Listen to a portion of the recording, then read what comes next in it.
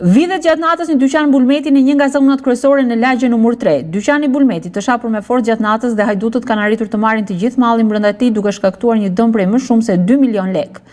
Pronari thotë se ka ardhur në mëngjes në orën 7:30 për të hapur dyqanin dhe ka gjetur të thyer dhe të vjedhur. Sipas pronarit, kjo është hera e dytë që dyqani vidhet brenda 5 muaj. Edhe për rastin e parë, policia nuk ka mbritur tek autorët, ndërkohë janë sekuestruar kamerat e sigurisë për të parë lëvizjen e autorëve. Jashtë kamerave, ata thonë se janë të shqetësuar dhe të frikësuar për punën e tyre. Nuk punojnë dot në këtë formë, të vidhet 2 herë në qendër të qytetit dhe të mos kapet askush. Sipas pronarit, policia duhet të zbardhë ngjarjen sa më shpejt. Nuk jemi të qetë fare dhe nuk dini se do ta vazhdoj këtë punë. Hera e dytë brenda 5 muajve, përfundon pronari lokalit. Nga vendngjarja, mësohet se vjedhja është konstatuar nga pronari rreth orës 7:30 të mëngjesit, ndërsa njoftimi në sallën operative është bërë po në të njëjtën orë. Sipas të dhënave paraprake, policia ka mbritur në vendngjarje rreth 1 orë e 30 minuta më vonë. Ka qenë vetë pronari ai që është paraqitur në komisariat për të kërkuar ndërhyrjen e policisë.